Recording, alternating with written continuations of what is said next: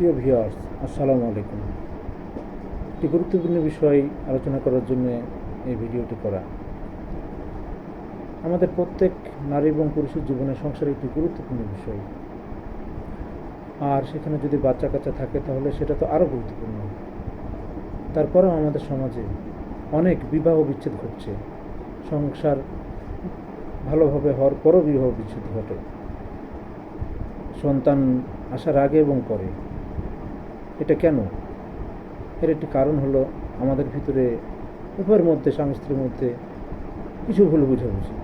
এবং আরেকটি গুরুত্বপূর্ণ বিষয় আছে, সেটা হচ্ছে কোনো এক তৃতীয় পক্ষের উস্কানি, সেটা আমাদের পরিবারের হোক বা পরিবারের বাইরের কারো হোক। আমাদের স্বামী স্ত্রীর ভিতরে যখন কোনো বিষয় নিয়ে উত্তেজনা বিরাজ করবে, তখন সেটা আমাদের নিজেদের ভিতরে শুধরে নেওয়াটাই উত্তম। প্রয়োজনে আমাদের অভিভাবকের কানে দেওয়াও প্রয়োজন মনে হয় না, মনে না করাই ভালো। তাই এই সমস্ত বিষয়গুলো ফলো করলে আমার মন বললে সমাজে বিবাহ বিচ্ছেদ বা ডিভোর্স অনেকটাই কমে যাবে। আসসালামু আলাইকুম।